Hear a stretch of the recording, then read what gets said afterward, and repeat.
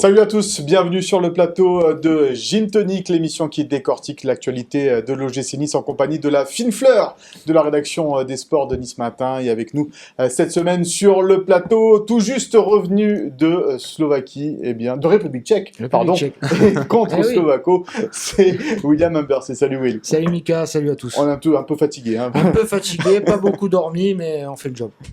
Vincent Ménichini est avec nous, salut Vincent. Salut à tous. Toi, t'es en meilleure forme. Ouais, ça va. Ouais, t'es resté là, donc ça va. Moi, j'ai regardé le match à la télé, j'ai réceptionné les papiers de Will, je me suis régalé devant un excellent match de C4. Entre deux matchs de basket de la Roca Team, François Paturle nous fait le plaisir d'être sur ce plateau. Salut François. Toujours dispo. Et notre invité cette semaine, il est de retour sur le plateau de Gymto, c'est Patrice Alberganti. Salut Patrice. Salut Mika, bonjour à tous. Consultant pour France Bleu Azur, ancien joueur de l'OGC Nice et aussi président surtout des anciens Aiglons, de l'association des anciens Aiglons. Exactement, toujours président et toujours content d'être parmi vous. Eh bien nous aussi, on est très heureux que tu sois là. Au sommaire de cette émission, la victoire importante donc des Rouges et Noirs à Slovako en Ligue Europa Conférence, l'arrivée enfin d'un nouveau directeur sportif et une projection sur le match de dimanche après-midi à 15h face à Troyes. Et on débute donc ce Gym Tonic par ce Slovako-Nice. Will, les Niçois semblaient clairement au-dessus, mais ils ont eu du mal quand même en fin de match à garder ce résultat. Ouais, parce qu'ils ont eu beaucoup de mal surtout à marquer des buts. Sans la bourre de notre ami Nguyen, on pouvait facilement se diriger vers un 0-0, ce qui aurait été vraiment regrettable vu la physionomie de la rencontre. Mais voilà, devant, il y a toujours ce manque d'automatisme. Pépé, Laborde, Diop, ça marche toujours pas vraiment bien. C'est pas fluide devant. Par contre, derrière, ça a bien tenu, avec encore un bon Bulka. Et l'essentiel est fait, il fallait gagner. Et si la semaine prochaine ça gagne encore, la qualification sera pas loin. On va regarder les stats de cette rencontre entre Slovako et l'OGC Nice pour appuyer un petit peu plus notre propos et pour prouver tout de même la domination de l'OGC Nice dans cette rencontre avec une possession largement supérieure. Alors au nombre de tirs, Slovako est devant, mais c'est en raison de cette fin de match, on l'a dit. Et puis il y a quand même eu ces deux poteaux touchés, Vincent, par Nicolas Pépé. Ouais.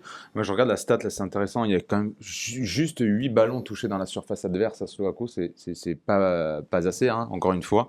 Moi, par les 3 points, j'ai pas beaucoup de motifs de satisfaction sur ce match. Une équipe niçoise qui a eu le ballon, mais qui a la plupart du temps pas su vraiment savoir quoi en faire. C'est poussif, hein, ce début de saison, dans le jeu, dans l'animation. Je me répète, mais on nous avait promis des envolées avec le retour de Lucien Favre. C'était un petit peu le discours que tout le monde tenait l'été dernier. On devait passer de Galtier et son jeu rigide et minimaliste apparemment à l'éclat total. Et pour l'instant, je ne parle que du jeu, je suis vraiment déçu. Après, ça s'explique pour toutes les raisons que tout le monde connaît, le mercato tardif, mais voilà, j'ai pas vu un grand Nice, mais comme l'a dit Will, 3 points à Slovako, c'est très bien, la qualification est pas proche, mais est en bonne voie, donc voilà, on va retenir ça. Justement, oui, Patrice, les 3 points sont importants sur ce match-là. Il y avait eu 2 matchs nuls auparavant, donc c'est vrai que là, il fallait prendre ces 3 points face normalement à l'équipe la plus faible du groupe. Ouais, c'était lancer la faisabilité de l'objectif. Et après, encore une fois, en Coupe d'Europe, qu'est-ce qu'on recherche ? On recherche justement la victoire pour justement arriver à se qualifier. Et l'objectif a été atteint, le job a été fait, bien évidemment. Il y a des choses à dire sur la rencontre. Moi, j'arrive toujours pas comme Vincent à lire le projet de jeu de Lucien Favre. Voilà, le circuit de passe, j'arrive pas à le comprendre. Après, faut quand même dire une chose, c'est que dans l'animation défensive, on est mieux, c'est plus cohérent ce qu'on fait. Donc c'est encourageant, mais encore une fois, il va falloir encore progresser pour pouvoir figurer encore mieux dans cette Coupe d'Europe et enfin pouvoir décoller en championnat, quoi.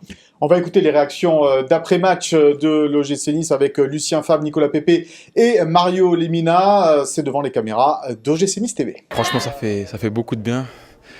Bon, on a pu voir que sur les 65 premières minutes du match, on a réussi à contrôler le match, on a réussi à avoir de belles phases de possession, on a essayé de se créer quelques occasions, on a eu un poteau en première mi-temps. C'était un peu sur un peu ce qu'on fait ces derniers temps et ce qu'on essaye de faire, produire du bon jeu. Allez, ils sont partis les frères. Allez, ils sont partis. Mets de la musique. Allez, ils sont partis. Bref, on a réussi à marquer ce but qui a été difficile à marquer face à une équipe très très solide défensivement. on a eu de la réussite, mais voilà, comme on dit, la réussite, faut la provoquer. On a réussi à la provoquer. Maintenant, ensuite, on a réussi à gérer le match, même si on a subi quelques situations dangereuses, mais voilà, on est resté solidaire et on a pu ramener les 3 points ce soir. C'est clair qu'au bout d'un moment, il faut gagner si on veut se qualifier. Voilà, c'était un match très très dur, on l'a constaté, tout le monde l'a constaté. C'est bien d'avoir gagné là aujourd'hui. Je pense que sur l'ensemble du match, c'est mérité, même si dans le dernier quart d'heure, on a hyper souffert.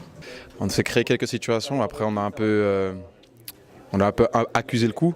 Ils ont mis beaucoup de pression, ils sont chez eux, ils ont profité de leur capacité avec les ballons longs. Ils sont forts dans les airs. Après on a un très bon état d'esprit de notre équipe, on n'a pas lâché, on a su les contenir et garder le match à 1-0. Prendre les 3 points aujourd'hui, c'était vraiment le plus important pour espérer quelque chose dans cette compétition. Et voilà, on est heureux de ces 3 points et on espère continuer dès ce week-end.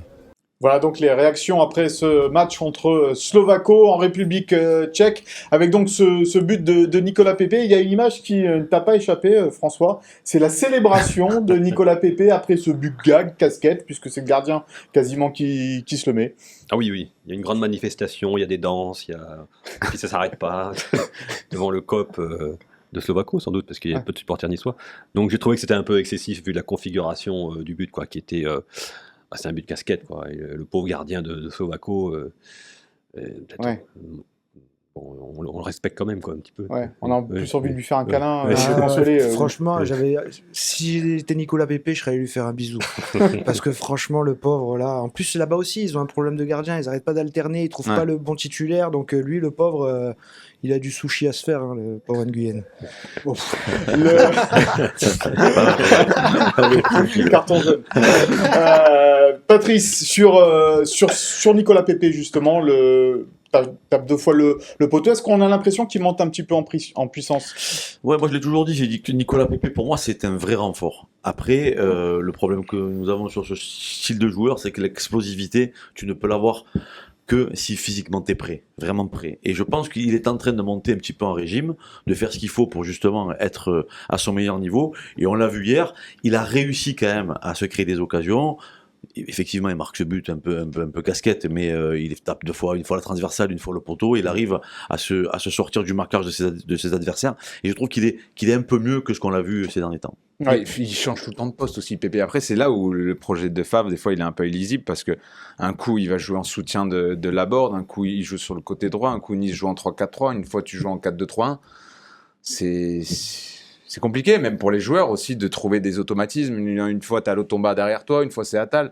Donc, c'est pour ça aussi que... Oui, mais ça, c'est parce qu'il n'a pas les joueurs pour jouer dans le schéma qu'il voulait depuis le départ, le 4-3-3. C'est ça, et puis il s'adapte un peu souvent à l'adversaire, en fait. Quand tu affrontes un adversaire comme le PSG, tu te mets en défense à 3, et quand tu vas à Slovako, où tu es censé faire le jeu, gagner, tu as une compo un peu plus offensive, en 4-2-3-1, en essayant d'aligner Laborde, Diop, Pépé. Voilà, tu essayes d'amener du danger dans les derniers mètres. Hier, vraiment, moi j'ai trouvé, contrairement à ce que disaient mes 2 compères, du mieux quand même dans le jeu, et ce qui a manqué, c'est la justesse technique vraiment dans les derniers mètres. Parce que la possession, tu l'avais, les Minatura, moi je les ai trouvés très bons au milieu de terrain, donc le ballon arrivait dans les derniers mètres, mais que ce soit Pépé, que ce soit Diop, que ce soit Laborde, ça manque trop de justesse technique pour pouvoir donner le bon ballon, faire la bonne passe et se retrouver devant le but. Et c'est là-dessus qu'il reste encore des réglages à faire, mais moi je vois, minime, mais une petite courbe exponentielle qui est en train de monter vers du mieux. C'est ce qu'on disait également après Paris Saint-Germain. Après le match contre le Paris Saint-Germain. Franchement, le match d'hier, toutes les actions où il parlait de Thuram, certes, ils ont été plutôt cohérents, mais ça vient d'où les actions niçoises? À chaque fois, c'est du côté d'Attal. Première mi-temps, c'est ce centre pour Pépé. C'est lui aussi qui est au départ sur la frappe de Pépé sur la barre. Au final, c'est lui pratiquement le détonateur du jeu niçois. Il joue latéral droit, donc c'est frustrant parce qu'il y a tellement de bons joueurs dans cette équipe, mais pour l'instant, ça prend pas. D'ailleurs, Youssef Attal, s'il y a la VAR, il peut y avoir un penalty en fin de match pour Slovako, parce que la faute, l'action dans la surface de réparation, elle est très très limite. Apparemment, vous le voyez mieux à la télé que nous, on l'a vu au stade, parce qu'au stade, ça semblait un pied sur le ballon, peut-être qu'il emporte le joueur avec, mais bon, c'était un peu plus loin de nous, mais il n'y a pas la VAR en Ligue Europa Conférence, et tant mieux. Parce que Mario Lemina aussi, il y a un petit coup de coude. Limite. Ouais. Ah, il y a 2 situations. Je pense que s'il y a la VAR, il y a peut-être 2 pénaltys. Avec Stéphanie Frappard, ça fait 2 pénaltys. Ah, peut-être 3 même. Non, Parce qu'elle en avait- 2 pénaltys, 3 rouges. On va regarder le classement. Mais d'ailleurs, il y a un rouge, notamment, où, limite, en première mi-temps, sur une boîte sur Dante, dès la Ouais. 10e minute. Oui, Pareil, oui. s'il y a la VAR en Ligue 1, il dégaine, c'est Semelle. rouge. Hein. C'est une belle semelle. Ouais. Ouais, d'ailleurs, à Monaco, c'est Rouge. ce qui s'est passé. Il y a eu rouge pour Maxi Gomez qui a fait une faute sur Camara. Donc, le classement de ce groupe d'Europa League conférence, où l'on voit que le OGC Nice se replace à la 2e place avec 5 points à égalité avec le Partizan de Belgrade, hein, qui a fait la belle affaire. Hein, Ouais. C'est pas de la meilleure affaire pour nous. Il y aurait un nul, ça aurait été mieux Ouais. pour le gym, mais bon, le Partizan est allé gagner à Cologne. Comme quoi, preuve que Cologne est annoncé comme la meilleure équipe de ce groupe, avec Nice, mais peut-être pas. Peut-être que Cologne va passer à la trappe. Alors, il veut dire quoi ce classement à mi-championnat, on va dire c'est comme ça, après 3 matchs Patrice, est-ce que l'OGC Nice est à sa place, là, deuxième de ce groupe? Parce qu'on avait l'impression quand même que l'OGC Nice avait de quoi être au-dessus des autres dans ce groupe-là, quoi. Ouais, mais tu es au coude à coude, donc c'est bien. L'objectif pour le moment, il est là. Tu perds pas. Tu fais 2 nuls, tu gagnes un match. Comptablement, tu es avec les deux équipes de tête. Il va falloir confirmer sur le match retour de Slovako. Et si tu arrives à battre Slovako match retour, là, du coup, les cartes vont commencer à être un peu distribuées. Donc, il faudra faire le job vraiment à la maison. Parce que rappelle-nous les conditions de qualification dans cette Ligue Europa Conférence. Ben, seul le premier est directement qualifié pour les 8e de finale de Ligue Europa Conférence, et le deuxième est qualifié pour des 16e de finale contre un 3e de Ligue Europa. Donc logiquement, ça pourrait être un adversaire un peu plus relevé que ce que tu peux rencontrer dans la C4. Donc il vaut mieux éviter ce tour supplémentaire face à une adversité un peu plus difficile. Et ce qui est important dans ces 5 points, c'est que tu as joué 2 fois à l'extérieur. Donc sur la deuxième partie, tu as encore 2 matchs à la maison, dont un à huis clos, ce qui est dommage. Mais c'est déjà beau d'avoir pris 5 points avec 2 matchs à l'extérieur. Après, tu veux c'est dire, comme dit Vincent je vais demander à François, mais on a l'impression qu'aujourd'hui, si un club français sort des poules de la C4, c'est un exploit. Il y a quand même Slovako dans la poule, Partizan, Cologne qui a joué une fois la Coupe d'Europe sur les 25 dernières années. Donc ça va, compte tenu des investissements, tu as quand même payé Sofiane Diop 20 millions, Nicolas Pepe qui vient d'Arsenal, Laborde qui a coûté presque 20 millions. Ce serait pas un exploit de passer de ce premier tour. Non, la poule est assez faible et ça serait pas un exploit. C'est même C'est recommandé. Voilà. De se qualifier. Oui. Bah, après, c'est des matchs. Hein. Après, Oui. tu joues, mais effectivement. Avec 2 victoires à domicile, tu te qualifies. Ouais, tu te Vincent qualifies. T'es sûr d'être deuxième, T'es sûr au moins. d'être dans les 2 premiers. Pour confirmer un peu la sensation que Nice est au-dessus, pour avoir discuté un peu avec des supporters de Slovako hier, pour eux, l'OGC Nice est la meilleure équipe de la poule, et meilleure que le Slavia et le Sparta Prague chez eux. Ils ont trouvé Nice formidable hier. Alors pour dire, Nice qui fait un match pas exceptionnel, et ben les supporters slovakos ont trouvé une équipe très forte. Alors, voilà. ouais, bah c'est bien. On va aller jouer dans le championnat tchèque et puis On va faire le on premier. sera champion tous les ans. Non, mais on voit en Ligue Europa, hier, Nantes qui a joué à Fribourg, qui est leader de Bundesliga, il n'y a pas photo, ils en ont pris 2, il n'y a pas eu match. J'ai regardé un petit peu Rennes, Dynamo Kiev, pareil, le Dynamo Kiev, c'est un monstre du championnat ukrainien. Mais qui a des difficultés pour s'entraîner, Oui, avec la mais guerre, ça, et tout ça a été très dur pour Rennes, qui est une magnifique équipe, encore hier, qui Ouais, a enfin, montré... je suis pas sûr que le GC Nice fasse un meilleur résultat contre le Dynamo de Kiev. Ah non, mais je pense pas. Ouais. Mais ça prouve bien que bah voilà, la Ligue Europa, c'est un autre niveau que la Ligue Europa Conférence. Oui, même à 10 contre Donc 11, sortir des Frappe poules, je pense qu'on est Sport, tous d'accord à pour marquer dire un que but. c'est le minimum syndical. C'est logique. Oui, c'est le minimum syndical. Alors, parmi les joueurs qui donnent satisfaction dans ce début de saison, il y a l'inoxydable capitaine, le commandante T, comme on l'appelle, puisque on va regarder ses stats depuis le début de la saison. Eh bien, Dante a joué tous les matchs, toutes les minutes. Ben oui, puisque 14 matchs, 14 matchs, oui, c'est ça, et 1290 minutes, eh bien, ça fait l'ensemble des matchs joués. On n'y croyait pas, François, peut-être, à ce qu'il joue autant Dante en ce début de saison? Non, moi ça me surprend pas du tout. Parce que Toi, ça te surprend pas? Ah non, Dante c'est un vrai, quoi. C'est un passionné. Dante, tu l'invites à un tournoi de foot volley, il va jouer de 8h du matin jusqu'à minuit. Hein. C'est un Enfin, garçon. tous les 3 jours, à 39 ans. C'est un garçon, il est passionné, il a ça dans le sang, c'est sa passion, sa vie, et il donnera tout, quoi. Hein. Et puis tu le 29 vois, ans, et des puis fois, il quand il est a le encore. t-shirt, là, quoi. Puis l'hygiène de vie, C'est un vrai pro. C'est un vrai ça pro. reste. Tous les jours, il va chercher sa poche de glace pour faire ses soins. Il a une hygiène de vie carrée. Il sait ce qu'il mange, il fait attention à tout. Voilà. c'est pas un hasard, c'est un super pro et il a, comme dit François, un mental exceptionnel de passionné. S'il peut jouer jusqu'à 45 ans, il va le faire parce qu'il a faim, il aime ça le football et je pense qu'il est malheureux s'il est pas sur un terrain. C'est magnifique à l'âge de Patou d'être aussi performant en Ligue Europa. J'ai 10 ans de plus. Je le fais pas. Mais c'est magnifique, Dante. Après, ce qui est top, c'est que il va toujours faire débat là, dans les prochaines semaines, les prochains mois, parce que dès qu'il va passer un peu au travers, le premier réflexe, ce sera de dire « Ah, il est bouilli, il faut le sortir, il va à 2 à l'heure. » C'est ça, parce que c'est le tout de jouer tous les matchs, Patrice. Mais est-ce qu'il est bon, Dante, depuis le début de la saison? Il est bon parce qu'il est très intelligent. Dans le jeu, il est très intelligent, il sait quoi faire, comment se placer, comment jouer, pour justement pas forcément tout le temps exposer. Après, moi, je reviens sur ce mec-là que j'ai un très grand respect pour Dante, c'est qu'il se remet tout le temps en question. Chaque match, il se remet en question. Chaque match, quand tu le regardes à l'entraînement, à l'échauffement avant les matchs, il répète les gammes, il se met dans un coin, il se prépare mentalement, il se prépare physiquement tout seul. C'est un vrai professionnel, c'est un exemple à suivre pour tous les footballeurs de haut niveau, parce que durer longtemps dans un sport de haut niveau, c'est comme tu le dis, c'est l'hygiène de vie, c'est le mental, c'est la façon de préparer les matchs, la façon de préparer sa vie pour faire son sport. Et lui, il est au top niveau pour ça. Est-ce qu'il a une blessure musculaire depuis qu'il arrive à l'OGC Nice?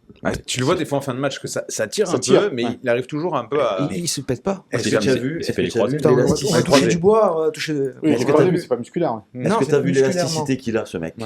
Au niveau des étirements, je suis sûr que c'est un mec, alors je suis pas à l'entraînement avec eux, mais je suis sûr que c'est un mec, après les entraînements, qui doit passer au moins un quart d'heure, 20 minutes, voire une demi-heure à s'étirer justement pour contraindre son muscle à rester... Tu veux dire que tu as les mollets qui tirent davantage? Ah, moi j'ai les mollets qui tirent beaucoup plus. Je me claque en marchant. Je marchais, j'ai claqué. Donc. Pour la remise en question, c'est vrai qu'en plus, moi j'ai trouvé qu'il faisait pas un bon début de saison jusqu'au retour de Tel Aviv. Et il était un peu en dedans lui aussi, mais on sentait que tout ce qui s'est passé cet été, à lui, ça lui a pesé dans la tête. Parce qu'on se souvient que sa fin de saison dernière aussi, elle est ricrac. Un peu poussive. Faut pas oublier qu'il revient d'une grosse blessure. Oui, mais... À 39 ans, c'est pas pareil. Hein. Je pense que voilà, tout ce qui s'est passé au club, il en avait gros sur la patate et ça a un peu bougé dans la tête. Et depuis Tel Aviv, la défaite là-bas, ça lui a fait beaucoup de mal, surtout qu'il est fautif sur le but parce qu'il couvre pas Todibo qui est parti au duel. Et de là, il s'est remis en question, comme tu le disais, et depuis, il est exceptionnel. Indispensable, Dante, donc, dans cette équipe de l'OGC Nice. On espère qu'il fera... Bien aidé par Todibo aussi, quand même. Voilà. Une grande saison, et c'est vrai. Et même Viti. Oui, même Viti. Et pas mal Viti. Pas mal, Viti. On l'a vu au Parc des Princes. Non, mais c'est bon, Viti. C'est bon. Moi, j'aime bien. Solide. Solide. Mais est-ce que ça peut prendre la place de Dante? Non. Pas de suite. Là. Non, pas de suite. Mais en vue de la saison prochaine. Bah, tu vois qu'il est intelligent, ce gamin, ce jeune joueur. Attention à l'espoir italien. L'école italienne, tu le sens de suite. L'école italienne. Le placement. Toujours droit, toujours prêt. Il se jette pas. Dans les duels, il est présent. Même s'il se manque, il se replace, il se reconcentre, il rejoue. Ouais, vraiment, c'est une défense, quoi, tu le sens. Voilà, c'est un vrai défenseur italien.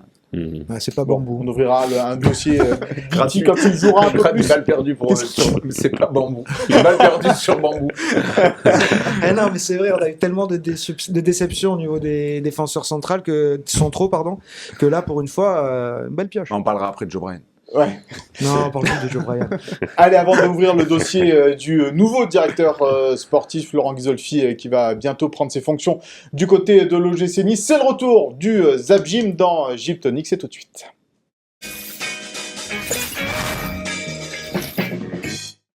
Félicitations. Merci.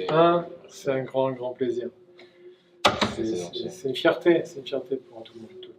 D'accord, j'ai vu la famille, j'ai vu le papa, moi, le frangin. Oui. Oui. C'est un grand jour. Oui, c'est un grand jour. Mais c'est que le début. Oui, c'est vrai. Ok, allez, bravo à toi. Merci beaucoup. Je suis très fier d'avoir signé dans ce club, qui est mon club formateur. J'ai signé à 10 ans, et du coup, c'est une grande fierté d'avoir signé dans le club qui m'a formé depuis toutes ces longues années. Le prof de DCS qui m'a permis d'avoir aussi mon bac DCS. Il aime bien gagner. Après, bon, à la maison, je l'ai souvent gagné. Ça, il le sait très bien. Et sinon, c'est un travailleur, c'est un bosseur. Il lâchera rien et c'est ce qui l'amène aujourd'hui à son premier contrat pro à 18 ans. Franchement, je suis fier de lui et je suis content. Et voilà, quoi. Il mérite. Je suis content, fier.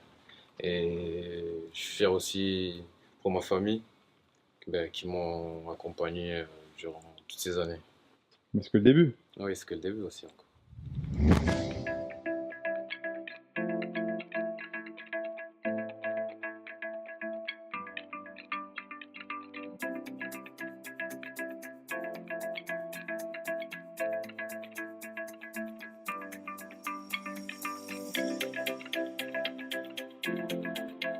Je viens voir Laborde et Joe Bryan. C'est la première fois que je vais à une dédicace et du coup j'ai voulu être présent. Est-ce que ça représente pour toi l'OGC Nice? C'est comme une famille. Voilà, il est là dans mon cœur tout le temps et puis voilà. Un jour pas comme les autres, je suis tombé fou de toi. Mon cœur battait si fort, je ne savais pas pourquoi. 30 années sont passées, honneur, fidélité. Y a qu'une brigade en France, c'est celle qui vient durer.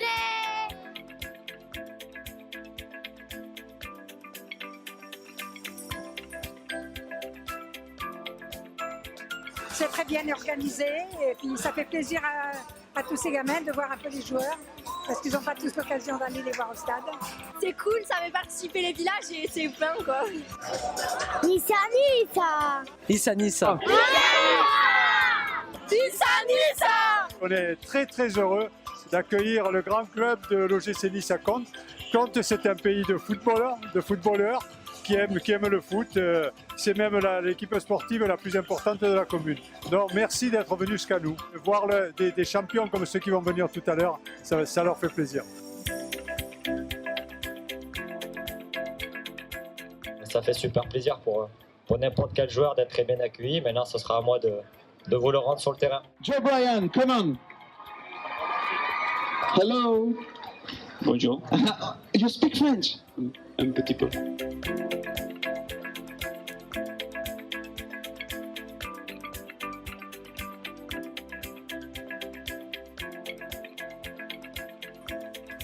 On n'a pas forcément souvent l'occasion de pouvoir le faire, donc quand on peut le faire, c'est top. Quand on avait leur âge, c'était exceptionnel de faire des moments comme ça, donc on a la chance de pouvoir en procurer, c'est top, franchement. I'm having fun. It's obviously nice to meet all the fans for the first time, face to face. I can tell how popular the club is around the area because we're actually quite far out of Nice, and to have so many people around here, so excited to see us both, it's really nice.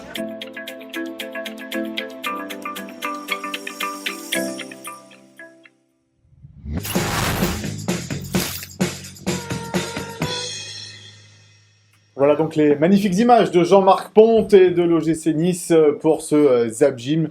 Alors, on a vu la relève de la BSN, hein, sûrement du capot magnifique. de la BSN. Dans ce... Un bon capot. Magnifique Hein village aussi également. Ouais, que tu connais bien, c'est chez toi là-bas. Magnifique, on peut arrêter l'émission là-dessus. Tu y étais Non, je suis pas allé, mais oui, c'était la maison. Ça m'a fait Et on plaisir. salue bien évidemment tout le village de Contes qui nous regarde certainement. Allez, on passe au dossier de ce Gym Tonic. Eh bien, c'est le nouveau directeur sportif, le futur directeur sportif de l'OGC Nice. On a appris sa nomination cette semaine, confirmée par l'OGC Nice. C'est Florent Ghisolfi. Vincent, tu vas nous en faire un petit peu le portrait. Il est en poste actuellement au Racing Club de Lens et c'est plutôt un bon coup réalisé par l'OGC Nice. Bah, j'ai envie de dire que enfin un choix cohérent au sein du club après plusieurs mois à faire n'importe quoi. Ils ont pris une bonne décision en allant récupérer l'un des meilleurs directeurs sportifs actuels en France. Ça prouve la capacité quand même de Dave Braceford et même des dirigeants de reconnaître que tout ce qui avait été un petit peu fait ces dernières semaines, c'était un peu n'importe quoi et qu'il fallait vite réagir. Ils ont pris, je pense, la bonne décision en allant chercher quelqu'un qui connaît très bien le marché français, un jeune profil, 37 ans, qui n'a pas fait une grande carrière de joueur, qui est passé à Bastia, puis à Reims, qui a arrêté sa carrière autour de 30 ans. Et il a gravi les échelons et vraiment éclaté au RC Lens en présentant un magnifique projet à Arnaud Pouille, le directeur général. Et c'est un super choix, en tout cas sur le papier. Tu t'es renseigné, François, sur ses coûts réalisés en tant que directeur sportif, sur ses mercatos. Eh oui. C'est quoi un bon directeur sportif de nos jours dans le foot? C'est quelqu'un qui achète des joueurs pas chers et qui les revend une fortune.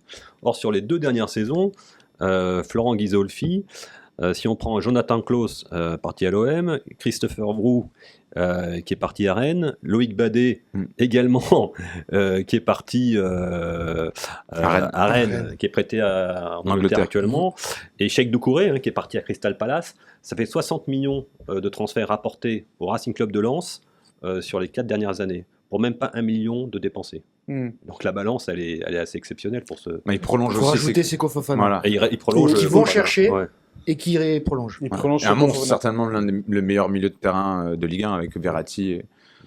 Patrice, la question que l'on peut avoir aujourd'hui, c'est est-ce que le modèle lensois est adaptable au modèle niçois, sachant qu'il va avoir plus d'argent pour recruter, pour dépenser. Est-ce qu'il va pas pouvoir passer ce cap-là? Ben de toute façon, lui, il a l'expérience qu'il faut pour savoir ce qu'il doit faire dans un club. On l'a vu à Lens. Quoi de mieux pour un directeur sportif de lui donner des moyens pour s'exprimer encore mieux. Donc tu fais avec les moyens que tu as dans le club où tu es, et quand on t'en donne plus, et j'espère que ça sera le cas, qu'on lui donnera plus de moyens pour s'exprimer à son meilleur niveau et pour pouvoir faire des coups encore plus intéressants. Mais encore une fois, moi je le dis toujours, comme le disait Vincent il y a 2 minutes, dans un club de foot, il y a des postes clés où il faut avoir des hommes forts. Et nous, on est allé chercher l'homme fort du Racing Club de Lens. Donc je trouve que le coup que fait l'OGC Nice est vraiment un coup très intéressant et très important. Et j'espère vraiment que voilà, on va lui donner l'opportunité de s'exprimer comme il veut. Il y avait d'autres personnes, d'autres directeurs sportifs sur la shortlist. Vincent, en particulier Lorenzi. C'est un peu les 4 qui sortent du lot aujourd'hui. C'est Lorenzi, Désiré, il y a Florian Maurice qui fait de l'excellent travail à Rennes. Fournier aussi fait partie de ces directeurs français en vogue, mais bon, il est parti, lui, il est du côté de Parme. Mais voilà, il y a des directeurs français très compétents aujourd'hui. Et pour avoir passé quelques coups de fil à certains agents très réputés dans le milieu, c'est très compliqué d'entendre du mal de Ghisolfi. Tout le monde te dit il est hyper réactif, hyper compétent. Il a très envie de dénicher des petites pépites. Il est vraiment bosseur. Donc toutes ces qualités font que voilà, c'est un super coup en fait.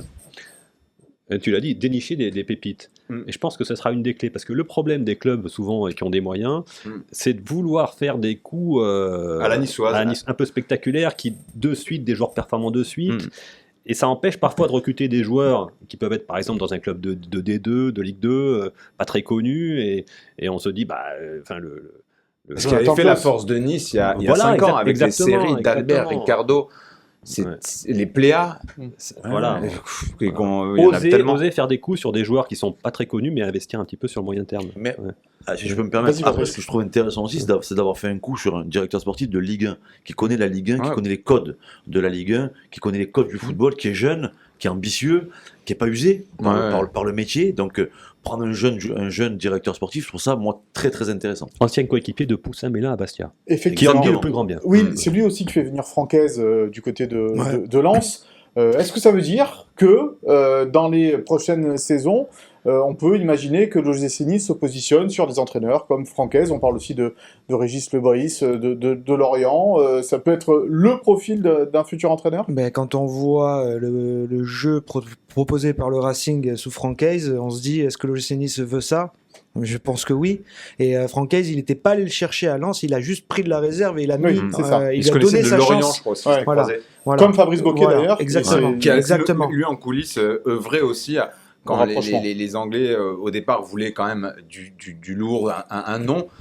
Et je crois que Fabrice Boquet leur a dit attention, là il y a quand même quelqu'un qui a vraiment d'énormes compétences, connaît très bien le marché français, et allez-y quoi. Voilà, donc ça semble cohérent, c'est que Boquet et Ghisolfi se connaissent, ont déjà travaillé ensemble, et donc on peut imaginer le futur entraîneur après Lucien Favre sera peut-être Francaise. C'est une possibilité. En tout cas, ce que je trouve, c'est que ce Ghisolfi a fait toujours du travail très cohérent depuis qu'il est à Lens, et c'est quelque chose, c'est son parcours aussi qui m'interpelle. Quand il était joueur, il avait déjà, d'après les échos qu'on a recueillis, il avait déjà un gros recul sur sa carrière, sur le football. Il avait déjà une vision à 360 et très périphérique. Il a aussi des affaires. Il avait des affaires en dehors du football qui lui a permis d'être entrepreneur, de voir autre chose, de taper dans le business. Et du coup, quand il est arrivé dans le directeur sportif, il pouvait cumuler un peu toute son expérience dans le football et des affaires pour faire le directeur sportif moderne, idéal. Parce qu'un directeur sportif choisit son entraîneur. Ça, on est d'accord, monsieur, avec ça. Ce qui est sûr, c'est que ça ne renforce pas Lucien Favre. Oui. Alors, il n'est pas encore fragilisé, il est fragilisé par ses résultats. Les résultats. Mais j'imagine pas Ghisolfi et Bocquet se dire que Lucien Favre est l'entraîneur du futur. C'est d'une logique. Voilà, c'est assez logique, mais je les vois pas changer là immédiatement. Ils ont failli le faire lors de cette trêve. Faut espérer que Lucien Favre renverse la tendance juste avant la Coupe du Monde. Mais je pense que l'été prochain. Mais ça. Je rebondis sur ce que tu dis, Vincent, mais ça va aider Lucien Favre parce qu'aujourd'hui, Lucien, il a aucun interlocuteur. Donc il va falloir que maintenant il va pouvoir parler à quelqu'un, échanger avec lui, et ça peut aussi le bonifier. Ouais, mais pour Favre, le mal est fait, j'ai envie de dire, parce qu'il récolte les fruits d'un mercato catastrophique. Non, je suis d'accord, mais maintenant, il va pouvoir s'organiser, travailler différemment, et peut-être d'une façon un peu plus intelligente et meilleure. Il arrive quand, Ghisolfi, au GC Nice? Vous avez l'information, messieurs? Il a un préavis. Exactement, non, mais c'est encore quelques semaines. Dans l'idéal, il aimerait prendre ses fonctions un peu avant la Coupe du Monde. Parce que ça va être une position un peu compliquée pour lui d'être et à Lens et à Nice, quoi. En gros. Oui, mais aujourd'hui, il se projette déjà sur Nice, en fait. À Lens, il fait le derby. Voilà, Lens, il finit son aventure. Et puis, même s'il ne sera pas en poste à Nice ces prochaines semaines, il va déjà commencer à bosser sur le plan qu'il veut faire à Nice. Et puis, on voit que les supporters lensois, pour eux, c'était vraiment c'est un déchirement. Un vrai déchirement de perdre pour l'une des pierres angulaires de leur projet. Arnaud Pouille, le DG de Lens, disait... Directeur général disait ma meilleure recrue au Racing Club de Lens, c'est Florent Ghisolfi. Donc voilà, ça veut tout dire. Après, il faut voir, parce qu'à Lens, il avait aussi tout approuvé. Aujourd'hui, je pense pas qu'il passe de Lens. Ouais. Déjà, il va être très attendu. Il va pas passer de Lens à Nice avec une perte d'argent, parce que je pense qu'il va basculer dans la catégorie des directeurs sportifs très bien payés. Donc, quand tu commences à gagner autant d'argent, parce que là, c'est des sommes... Des pressions différentes. Ça va être, à mon avis, des 60-80 000 euros par mois. C'est quand même des salaires colossaux. Et ben, il faut avoir la même envie aussi. Je pense que voilà, il est jeune et il a cette envie, mais d'en faire autant, de se lever chaque matin pour aller dénicher de magnifiques joueurs. Alors, le projet, c'est pas le même en plus. Oui, voilà. Mais c'est excitant quand même. Qui est excitant. Bien sûr que c'est excitant, mais il sera forcément très attendu. C'est vrai qu'il va faire une belle bascule financière, mais préciser aussi qu'il descend dans la région pour des raisons aussi familiales qui l'arrangent. Non, mais c'est ce qu'on a recueilli concrètement. Mais bien sûr qu'il fait une bascule financière. Mais après, il ne faut pas croire que ce garçon, il quitte Lens et il vient à Nice juste pour une question de pognon. Gratuit. Pour les yeux de Jim Ratcliffe. Non, mais il vient, il y a de l'argent. Bien sûr qu'il fait une bascule. Mais il y a le projet Ineos mais c'est énorme. Ineos, mais aujourd'hui, ils veulent vraiment envoyer Nice dans une galaxie Ineos. Donc, il va avoir des moyens qu'il n'a jamais eu au Racing Club de Lens. Oui, c'est plus simple de faire ce chemin-là. Est-ce qu'on est sûr de ça? Ah oui, que pour monter à Lens. C'est ce qu'on nous raconte à longueur d'interview. Jean-Pierre Hébert nous dit vous allez voir ce que vous allez voir à chaque fois qu'on lui parle. Il devra gérer les stars aussi. Et à Lens, c'était beaucoup moins le cas. Alors, il y a des stars à Nice oui, il y en a. Et puis les Anglais, Schmeichel, Barclay, Ramsey, ils ne savent pas qui c'est Ghisolfi. Ah non, mais Seko Fofana, c'est pas un pantin non plus. C'est pas une star. Ouais, mais l'arrivée de Moudinez, tu vois, c'est pas non plus. Oui, mais c'est un garçon comme Lego. S'il peut glisser un mot à Seko Fofana pour la saison prochaine, peut-être aussi. Ouais, pourquoi pas. Parce que ça aussi, si on veut avancer avec un projet, il faut garder les meilleurs joueurs français. Qui jouent en France. Je pense que Seko Fofana, tu le mettais hier soir à Slovako, je pense qu'à mon avis... Il y avait 2-3 buts de plus. J'en sais rien, mais tu aurais vu direct une différence. C'est l'un des meilleurs milieux de terrain de Ligue 1. Ouais. En tous les cas, il n'arrive pas les valises vides, Florent Ghisolfi, puisqu'il va arriver accompagné d'un recruteur, Grégory Thiel, ancien joueur de Boulogne-sur-Mer. Quelles sont les infos que vous avez sur lui, les amis? Pas grand-chose, c'était un buteur. C'est un buteur. On dit qu'il a l'œil. Voilà. La star de... Ouais, mais ça, pareil, les gars, quand t'es scout, si t'as pas d'œil... Je sais pas. Je sais pas. Il y a des scouts quand même... Celui qui a fait Joe Bryan, mais c'est comme si toi, on te prend un gym tonic et ça va, il présente pas trop mal. Non, mais c'est un scout encore heureux qui sait dénicher quand même des joueurs. Il vient à Nice, tu le débauches. Je sais pas, moi j'ai pas trop eu des c'était l'ancienne star de Boulogne-sur-Mer, il marqué but sur mur. Après, ce qui est beau, ce sont des joueurs quand même. Alors, ils connaissent le football, leur carrière, mais des joueurs quand même, des anciens joueurs, plutôt moyens, qui deviennent d'un coup de formidables dirigeants. C'est magnifique. Ah oui, c'est magnifique. Parce que là, pour eux, la bascule, elle se fait pas dans l'autre sens. Ils ont certainement gagné beaucoup moins d'argent en tant que joueurs que là, tout ce qu'ils vont gagner actuellement. Alors, est-ce que ça annonce l'arrivée de Grégory Thiel et de Florent Ghisolfi un grand chamboulement, un grand chambardement au sein de la cellule de recrutement de l'OGC Nice. On vous a fait un petit tableau pour illustrer cela. Alors, ce qui va se passer avec donc Florent Ghisolfi, qui est le futur directeur sportif, Morgane Bouillet, qui est pour l'instant le coordinateur de cette cellule de recrutement, et puis tous les recruteurs, dont Serge Cordier, Jean-Philippe Mathieu, Éric Cubillier, qui sont là. Souleymane Cissé également pour l'Afrique, l'ancien de Lausanne. Est-ce que ces deux arrivées, ça va rabattre les cartes, Vincent, dans cette cellule de recrutement? Forcément, quand il y a un mouvement, j'imagine que Ghisolfi, la première chose qu'il va faire, c'est de voir déjà qui sont les hommes en place. Il y en a beaucoup déjà. C'est ce que j'allais dire. Combien sont-ils? Est-ce qu'aujourd'hui, c'est vraiment une bonne idée d'avoir autant de personnes dans une cellule de recrutement? C'est-à-dire que quand tu fais une réunion, quand il y a un profil qui te plaît, il suffit qu'il y en ait 2 qui considèrent ces profils comme pas les bons, qu'il y ait autant de voix, ça peut créer un déséquilibre. La force de Nice, c'était il y a quelques années, quand ça travaillait en vase clos presque. C'était Fournier, qui travaillait en étroite collaboration avec Jean-Philippe Mathieu, avec Serge Recordier, avec Frédéric Brando, qui est lui arrivé après. Donc voilà, on peut imaginer que Ghisolfi, il va peut-être remettre un petit peu d'ordre là-dedans. Alors après, il va pas venir pour couper des têtes. Il y a des gens qui sont sous contrat. Morgan Bouillet, qui est lui l'homme un petit peu de Julien Fournier, qui s'occupait de toute la coordination de cette cellule. Il faudra voir.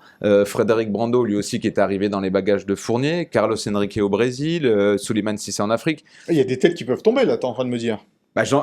C'est pas moi qui vais faire tomber, mais en tout cas, ça paraît pas forcément logique, mais c'est évident qu'il va y avoir une restructuration. Mais oui, il va venir, il va rencontrer toutes ces personnes, il va faire un état des lieux et puis voir vraiment ce dont il est nécessaire ou pas de garder ou s'il faut se séparer de certains éléments. Mais comme le disait Vincent, c'est vrai qu'aujourd'hui que la cellule est aussi étoffée, le problème c'est quand il y a une piste, chaque recruteur est censé voir au moins une fois le joueur. Donc chaque recruteur doit donner son avis sur le joueur. Donc ça fait aujourd'hui 7, 8 avis différents. Une espèce de cacophonie qu'on a vu chez Ineos où Jim, Dave, chacun dit la sienne. Voilà, il n'y a pas un axe directeur. Donc aujourd'hui, je pense que voilà, Ghisolfi va venir. Il vient avec son gars en plus. Voilà. Après, couper des têtes, je dirais pas ce mot-là, mais une réorganisation. En tout cas, on devrait perdre le consultant extérieur. Alors voilà, c'est ce que j'allais vous poser la question. Quid de Yann Moody dans tout ça? C'est toujours très compliqué. C'est vraiment l'un des sujets les plus opaques de ces derniers mois de l'histoire. Yann Moody a changé de fonction. Enfin, avec l'arrivée de Ghisolfi, ça paraît évident que Yann Moody. Parce qu'il y a de grandes chances qu'il retourne à Palace. D'ailleurs, cet été, Yann Moody, il a collaboré ou il a bossé, ce qui est quand même assez drôle, avec Ghisolfi sur le transfert de Doucouré à Palace. Donc il y avait le mercato niçois, il s'occupait aussi un peu de Palace. Ils se connaissent, c'est déjà bien. Ouais, non, bien. Et d'ailleurs, Yann Moody a également loué les qualités de Ghisolfi auprès de Dave Brailsford, qui écoute quand même attentivement les conseils de Moody, qui est quand même celui, dans cette espèce de ménage à 3 ou 4, connaît le mieux le microcosme du foot. Et Dave, dans tout ça, Dave Brailsford, il a fait l'audit, il était là, il a pris ses fonctions. Dave, il va rester là dans le sens performance. Voilà. Dave, il va chapeauter le chantier qui va se passer à côté du centre d'entraînement. Et puis, c'est lui qui va faire un peu le lien entre les All Blacks, le cyclisme, les athlètes de voile, les marathoniens et voilà. La Formule 1. Il fait le décathlon, en fait. C'est lui qui va un peu organiser ces échanges, envoyer les kinés de l'OGC Nice chez les All Blacks pour voir comment ils travaillent, faire venir les kinés du vélo à l'OGC Nice. Voilà, il va s'occuper de ça. Donc il va un peu sortir du foot et remonter à une il va envoyer maîtrise Will faire le Giro l'an prochain. Ouais, alors là, il est mal barré. C'est un grimpeur, Will. Ouais, grimpeur sur le comptoir, mais pas. Ça reste assez excitant, finalement, tout ça. C'est des bonnes nouvelles pour l'OGC. On a assez dit, y compris dans cette émission, que on naviguait à vue du côté du club et d'Ineos. Là, hop, les choses sont plutôt fixées. Ah ouais, c'est le cap est fixé. Enfin, j'allais te dire, moi j'aurais préféré que la discussion que nous avons là, qu'on l'ait en juillet, pas maintenant. Ça aurait changé. Donc si tu veux, on a pris du retard, encore une fois je le répète, et on n'a pas anticipé ces choses-là, il aurait fallu le faire bien avant. Et maintenant que ça arrive, bien évidemment, vaut mieux tard que jamais, comme on dit. Ça arrive maintenant, que le chantier se passe bien, qu'on enfin on puisse retrouver des couleurs au niveau de l'effectif. Et c'est vrai, et ce que là où je trouve un argument aussi positif, c'est qu'il soit français, et donc ça sort un peu Ineos de cette idée que ils veulent que du britannique. Voilà, j'avais un peu peur de ça avec Barclay, Bryan, Ramsey, tout ça, et donc de voir qu'ils prennent un directeur sportif français, ça me rassure sur le fait que bon, ils sont pas là que pour dire on va faire avec du britannique. Des gens du foot qui est pas britannique, mais des gens du foot avec Fabrice Bocquet, lui aussi qui connaît très bien le milieu.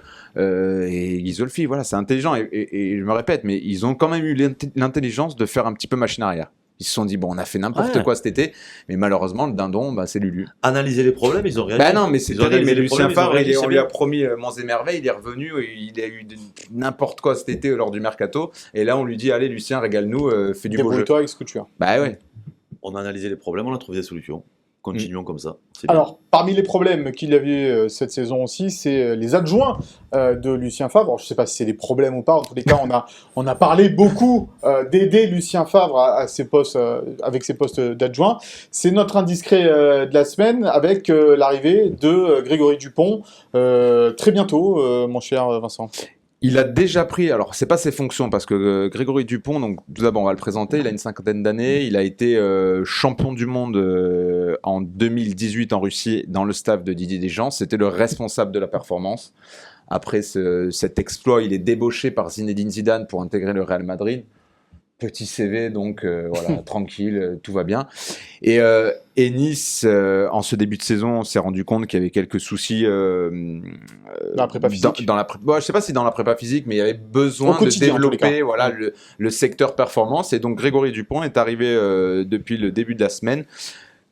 Pas un audit, mais il est consultant. Donc il travaille en étroite collaboration avec Eduardo, le préparateur physique de Lucien Favre, qui était également celui de Christophe Galtier la saison dernière. Donc il a un regard assez périphérique, il s'occupe, il va un peu sur le terrain, en étroite collaboration également avec Lucien Favre. Donc c'est quand même, sur le papier, là encore, un choix qui semble très cohérent de récupérer quelqu'un qui a fait ses preuves avec l'équipe de France, champion du monde, avec le Real Madrid, plusieurs Ligues des Champions, ou plutôt une.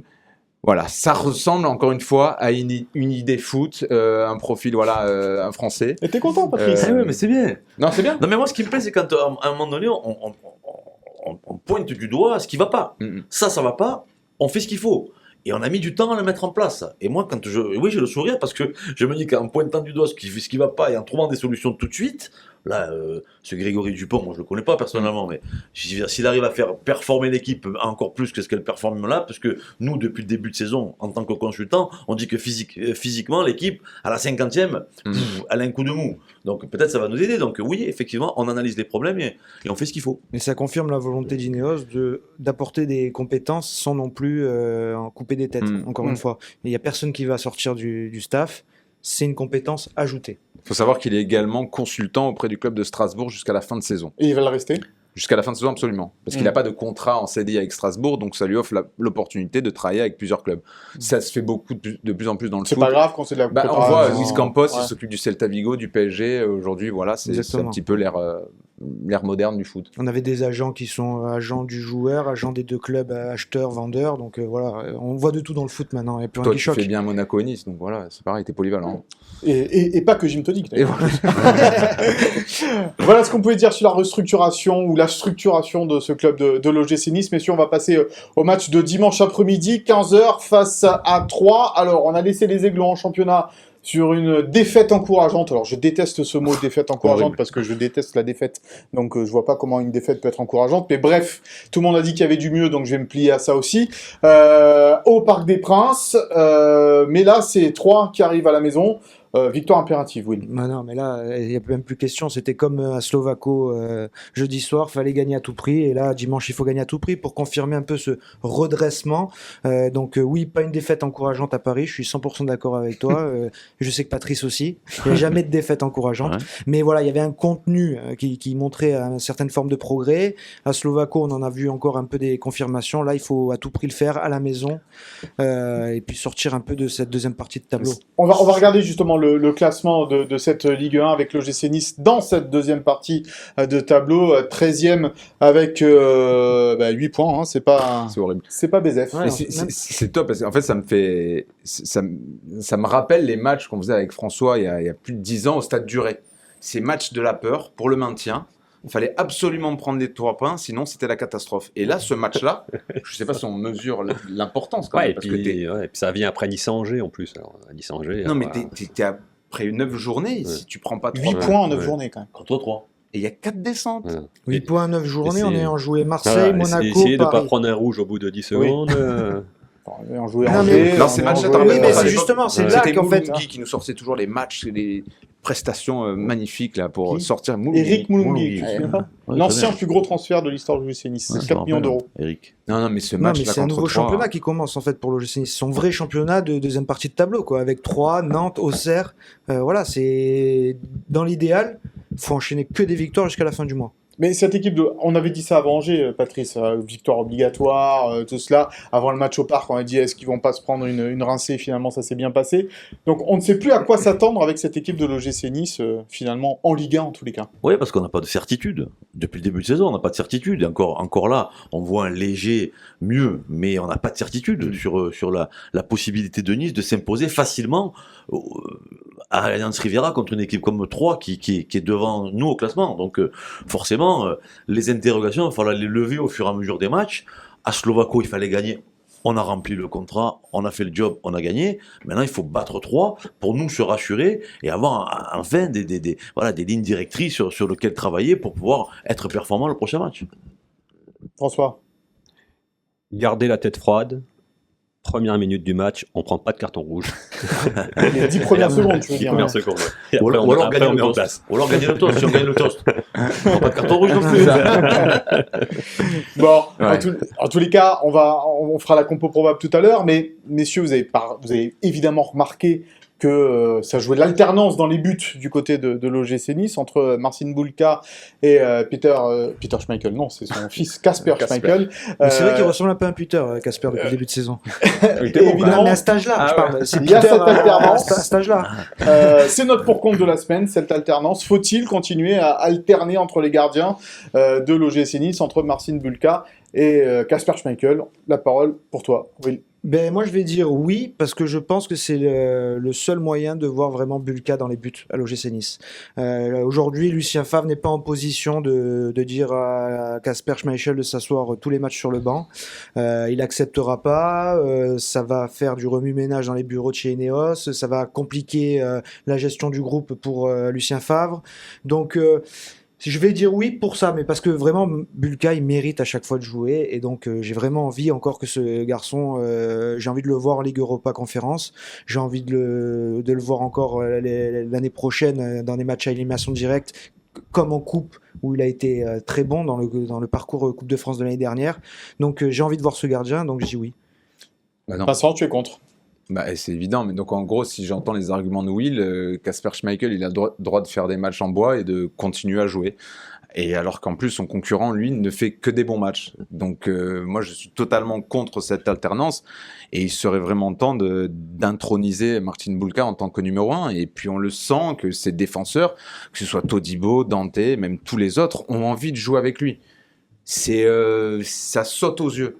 Donc il y a un moment, pareil, quand Lucien Favre, j'entends l'argument de Lucien Favre, il peut pas gérer ce dossier, mais Lucien Favre, il est entraîneur. Alors devant, il va faire jouer trop Delors, Laborde, il va faire un petit peu parce que lui, Pépère, s'il est sur le banc, il n'est pas content, mais ça marche pas comme ça. Galtier à Paris, il est arrivé, il y avait l'alternance Navas et Donnarumma. Navas qui est quand même un gardien assez exceptionnel aussi, ça fait depuis le début de saison, il est sur le banc. Il joue pas un match, et c'est comme ça, c'est la concurrence, c'est le sport de haut niveau. Donc c'est pour ça. Dossier. Tu sais très bien que Schmeichel, c'est un dossier qu'a fait Ineos. Avec un salaire conséquent, avec la perspective d'une Coupe du Monde dans 3 mois, s'il joue pas, il risque de perdre sa place à la Coupe du Monde. Est-ce qu'on est en train de pas se tirer une balle dans le pied avec les gardiens, Patrice? Non mais surtout, moi, la performance, les gars. Tu juges un joueur ou un gardien de but sur ses performances. Tu es entraîneur de foot, comme le dit Vincent, tu juges les qualités de ton joueur au moment où tu le juges. Aujourd'hui, Kasper Schmeichel, excusez-moi, je j'ai rien contre lui, c'est un excellent gardien de but, il n'y a pas de problème. Mais aujourd'hui, il n'est pas prêt. Il est pas il peut pas jouer titulaire dans cette équipe en nous mettant en danger, comme il a pu nous mettre en danger. Il ne fait pas gagner de points. Pour toi, le but au Parc des Princes, là, le deuxième but parisien, c'est pour lui? Complètement. Parce que certains accusent Melvin Barr. Non, pas du tout. Pas du tout. À ce moment du match, 83e minute, tu es acculé, discernement. Tu es un joueur d'expérience. Tu vas relancer Melvin Barr sur le côté, allonge, fais sortir ton groupe, ton bloc, et tu vas pousser devant. Parce que il faut rentrer Mbappé, pourquoi faire Paris? Pour te mettre la pression. Et tu leur donnes l'opportunité de te la mettre encore plus. Donc pour moi, c'est la faute de Kasper Schmeichel. Après, encore une fois, je lui tire pas dessus. Il n'est pas prêt physiquement pour être à son meilleur niveau. Donc mettez-moi mais surtout Boulka. Non mais quand on voit le match qu'il fait contre l'équipe de France. Est-ce que Boulka il a fait non mais attendez, le match contre l'équipe de France, on va en parler 2 secondes. Est-ce que Boulka il a fait 4-5 carrés. Est-ce que Boulka il a fait une erreur depuis le début de saison? Pas d'erreur. Mais combien de fois il s'est mis au sol contre l'équipe de France, Kasper Schmeichel? 3 ou 4 fois quand même. Hein. Au sol? Au sol, et il faut y en arrêt sur Mbappé, non? Ils ont tiré dessus. Sur Mbappé, il y a une arrêt sur Mbappé s'il sort. Il n'y a pas au sol. Pour moi, c'est pas un match référence de Kasper Schmeichel, ce match de l'équipe de France. Pour moi, les matchs références que je vois aujourd'hui, c'est quand on met Bulka, eh ben on est plus serein. On est plus solide et on est plus serein. Bon, si je comprends bien, François, ils sont tous les deux d'accord. Will et Vince, ils veulent que Marcin Bulka dans les buts, pas d'alternance, et puis c'est tout. Ouais. Moi, le débat Marcin Bulka, doit-il jouer, ça me rappelle le débat qu'il y avait il y a quelques années, quand la question c'était, est-ce qu'il faut faire jouer Hugo Lloris Et trop jeune, pas trop jeune. Tout le monde n'était pas d'accord. Ah non, il est un peu jeune, on peut pas. Mais oui, bien sûr que oui, il fallait qu'il joue. Quand t'as le talent parce qu'il était meilleur. Bah oui. Voilà. La performance. On juge la performance. Et ça se passe vraiment souvent à ce poste spécifique, parce que ça se passerait jamais sur un autre poste, notamment devant. Si Nice avait un attaquant brillant qui sortait du centre, après, à l'époque, et un attaquant rôti un petit peu de 35 ans qui ne mettait pas un pied devant l'autre. Après, c'est vrai que devant Lloris, il n'y avait pas un gardien comme Schmeichel avec un... Non, mais si tu joues à une pointe. Ouais, mais en cours de match, mais en cours de match, tu peux faire rentrer. Tu vois, et c'est la gestion du poste de gardien de but, elle est vraiment en marge dans le football. C'est un poste particulier, c'est une gestion particulière. Et là, non, mais on est tous d'accord. En plus, on veut tous voir Boulka. Mais ce dossier Schmeichel, il est compliqué parce qu'il a un statut, il a un salaire. Mais on peut pas dire ça. Et après, on peut pas dire je vais faire jouer qui que ce soit sur le terrain qui est moins performant qu'un autre, parce que justement, il a un statut, il a un salaire, et c'est c'est Ineos qui l'a choisi. Mais, non. Et est-ce qu'en tapant du poing sur la table, même Lucien Favre, il prend une décision forte, il vient en conf, il dit voilà, j'ai décidé, je fais jouer Boulka. Est-ce que ça peut pas aussi fédérer son groupe? Et ça peut le faire exploser. Parce que Schmeichel, il a déjà fait. C'est toi qui nous l'avais dit, Vincent, qu'il avait appelé tout de suite. Oui, mais aujourd'hui, ce sont qui les relais de Schmeichel dans le groupe? Bah, je sais pas, il peut y avoir peut-être Ramsey, les anglo-saxons, j'en sais rien. Ouais, 3 contre Barclay, 3 contre 30, Ryan. Peut-être que Lucien Favre, si tac, il dit allez, moi je pars avec Boulka. Est-ce qu'il peut faire ça? Est-ce qu'il a la capacité, Lucien Favre? Non. Est-ce qu'il l'a déjà fait? Mais non. Ben voilà. Mais donc on va se retrouver toute la saison avec cette alternance-là tant que ça joue pas en Coupe d'Europe. On l'a dit tout à l'heure, il avait 100 directeurs sportifs, il avait tout à gérer, le vestiaire, les émotions, et donc là maintenant, il va devoir... Non, mais alors attends, il a 64 ans. Ouais. Il est contesté. Quel risque il prend de mettre Bulka Mais c'est pas ça, mais d'ailleurs, en plus, il prend pas de risque parce que de toute façon, il pense déjà peut-être à un autre entraîneur. Ouais, mais ce qui est bizarre en plus, c'est que ça lui ressemble pas à Favre. Il est quand même, quand il est convaincu de certaines choses, il est pas trop dans la compromission en fait, Lucien. C'est ça qui est bizarre. Même depuis le début de saison, c'est pas le même qu'il y a 6 ans. Il est assez docile. Mais je trouve quand même qu'en mettant Boulka en Ligue Europa, il a quand même imposé un choix. Mais sinon, Boulka... Je suis d'accord avec Will. Il a raison. Il pourrait mettre Schmeichel à tous les matchs. Et le débat n'existerait pas. Mais c'est la facilité. Je sais pas quel club, j'ai vu qu'il cherchait un gardien. Aujourd'hui, si tu es un club français, s'il y a un gardien sur lequel il faut se positionner, c'est Boulka. Il joue pas tous les matchs, il est jeune, beau profil, il est grand, il fait que des bons matchs. Est-ce que Florent Ghisolfi peut venir mettre de l'ordre dans tout ça? Complètement. Ah oui, mais c'est aussi le rôle du directeur sportif, d'aller voir son entraîneur, dire voilà, aujourd'hui la performance de ce joueur, de Kasper Schmeichel, ou d'un joueur, n'est pas à la hauteur de nos espérances. Tu le confirmes, tu veux le faire revenir, pas de problème. Mais Là, je pense qu'il faut le mettre un peu sur le côté et faire jouer un joueur qui est plus apte à jouer. Et c'est le rôle du directeur sportif. 100% d'accord. En plus, il arrive de l'extérieur, donc lui, il a aucun vis-à-vis d'Ineos, il peut dire ce qu'il veut en fait, et il a aucun impératif mal choisi, là-dessus. c'est pour ça, c'est pour faire des choix. Et la preuve, c'est que Ghisolfi, il est très proche de Jean-Louis Leca. C'est apparemment l'un de ses rares défauts. Et Cahuzac. Et C'est le Leca, trio. cet été, ça lui a pas empêché d'aller chercher Brice Samba. Au Oui, il poste a de tranché. gardien. Ouais. Donc, il a tranché, il a vu que Leca, il a commencé à être un petit peu sur le déclin, et il est allé chercher un gardien qui réalise d'ailleurs un début de saison assez Mais remarquable. après, quand tu es directeur sportif, tu prends le joueur tête à tête, tu le mets devant ses responsabilités. Tu vas pas me dire que Kasper Schmeichel, si tu le prends tête à tête et que tu lui dis Kasper, depuis le début de la saison, t'es bon. Tu vas dire oui. S'il dit oui, c'est que le mec, il a aucune autocritique. Mais j'ai l'impression qu'il est plutôt comme ça. Parce que parce déjà, parce quand on qu'il- voit son poids. Parce que c'est son ego qui parle. C'est pas la performance du joueur qui parle. Mais attendez, il a quitté quand même Leicester pour venir à Nice dans un projet. Il était le patron à Leicester pour venir remplacer en l'OGC Nice. Non, ça va pas, ça, Patrice. Non, mais d'accord, mais ça, au le départ, problème. c'est ce qu'il fait. Il vient pour jouer. Donc l'ego, il est exceptionnel Mais pour si lui. tu joues pas, si tu n'es pas à ton meilleur niveau, je veux dire, c'est pas, si tu joues pas, c'est parce que tu n'es pas à ton meilleur niveau. On ne doit juger à ce moment-là que les performances. C'est le bien du groupe. Je pense qu'avec l'enchaînement des matchs, il faudrait qu'il fasse vraiment une grosse bévue, parce qu'à Paris, pour moi, c'est 60-40 avec Barre.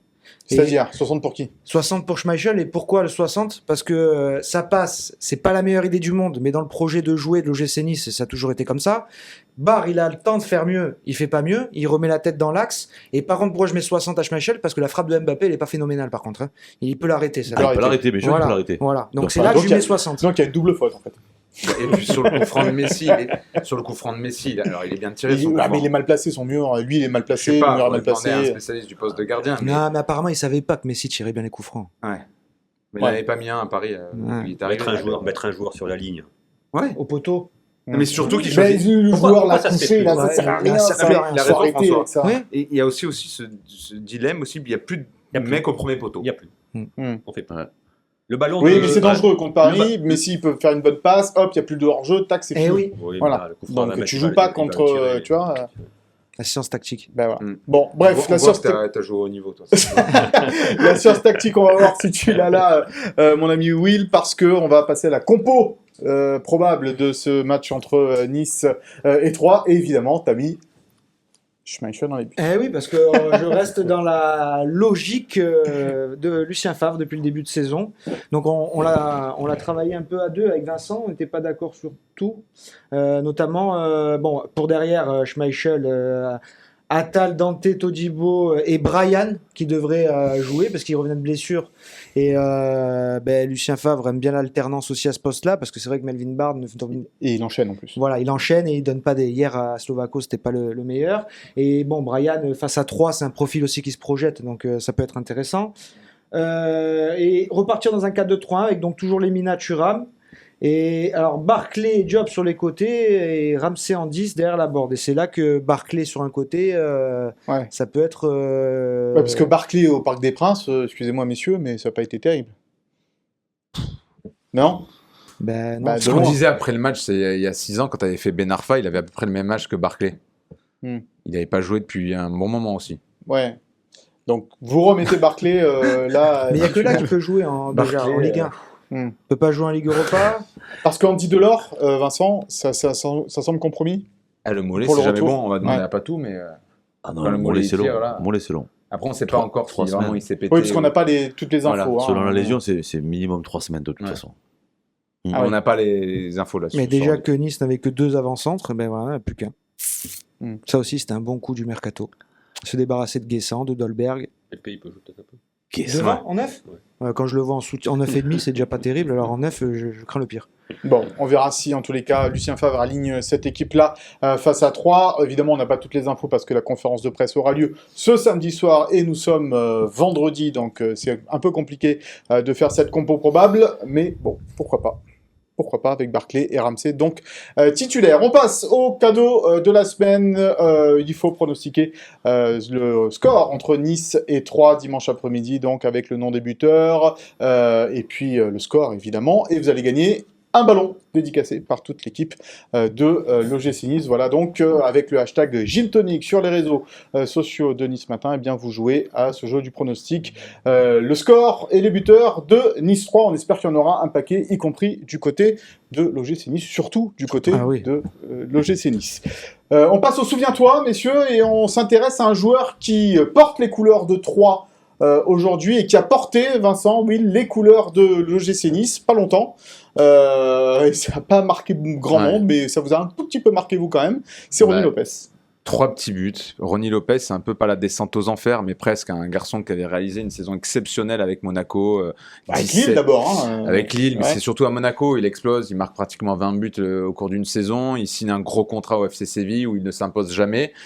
Lors de la saison 2020-2021, c'est sous les ordres de Patrick Vieira qu'il espère relancer sa carrière, qu'il avait connu à Manchester City. Et à Nice, ça n'a jamais vraiment pris 3 petits buts en un peu plus. Douin au Parc des Princes. Il est magnifique. Un but magnifique. Ouais. Mais on n'a jamais vraiment su quel était son meilleur poste. Il avait pris un peu la relève d'Adam Ounas, qui avait lui également été prêté. Et il a réussi à faire pire qu'Ounas.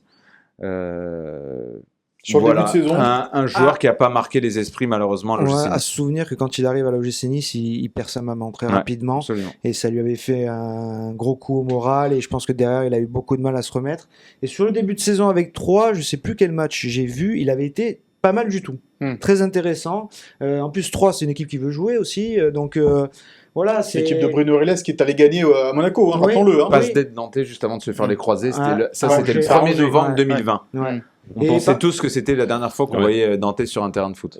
Par contre, au-delà du joueur, c'est un garçon très sympathique, très attachant dans le vestiaire et très apprécié. Et pour preuve, quand l'OGC Nice a rencontré l'AS Roma cet été à Faro, Ronny était là parce qu'il était en vacances dans le coin en famille et il était en bas de la tribune et Dante, pas mal de joueurs sont venus le saluer, lui faire un gros câlin et étaient contents de le revoir. Donc Ronny, c'est quand même quelqu'un qui laisse de bons souvenirs humainement. Il faut espérer juste qu'il soit pas très inspiré comme lors de beaucoup de ses matchs. Est-ce qu'il va jouer quoi, côté droit Mais il était blessé ces dernières semaines. Il faut voir s'il réintègre le groupe et s'il réintègre le 11. Mais c'est quand même un joueur qui est capable de certaines fulgurances et qui aura forcément envie de montrer qu'il n'a pas perdu tout son talent. Mais il faut espérer qu'avec Mama Baldé, avec Ripard, il y a des bons petits joueurs à Troyes. Attention, c'est un match. C'est jamais très facile. Tu as dans ton équipe MPG, c'est ça? Ouais. J'ai compris. Ça vaut pas cher et personne ne le prend celui-là. Mais il met plein de pénaltys, c'est pratique. Non, mais il a des bonnes notes surtout. La semaine dernière. Ah, ça y est, en plus, à l'antenne. Ah, d'accord, ok. On a joué tous les deux un miroir, les deux fous. Un truc qui sert à rien. Bon, après, ça va, il est bon perdant. Oui, puisque la troisième journée, ça va. Voilà, c'était le duel entre le premier et le deuxième déjà en plus. Exactement. Bon, messieurs, merci beaucoup. Je pense qu'on a été exhaustif sur ce Slovaco-Nice, sur ce Nice 3 à venir, sur Florent Ghisolfi. Merci Patrice d'être venu avec nous en débattre de tout cela. Tu es le bienvenu, évidemment. Quand tu veux, toujours. Sur le plateau de... Toi, c'est pas mon petit gazon, mais c'est au padel. Quand vous voulez, moi je suis très content d'être avec vous chaque fois. Et on embrasse Maxime Baquier qui nous a prêté Patrice Albert Conti. Et d'ailleurs, il est pas loin d'attendre. Il est presque papa. Il est presque papa. Et on l'embrasse justement. Des gros bisous. Maxime, on pense à lui. Allez, c'est la fin de ce Gymtonic. Merci à toutes et à tous de nous avoir suivis. Merci à Sophie Donce et Chloé Wargard, Philippe Bertini à la réalisation et la préparation de cette émission. Bonne semaine à tous et à la semaine prochaine.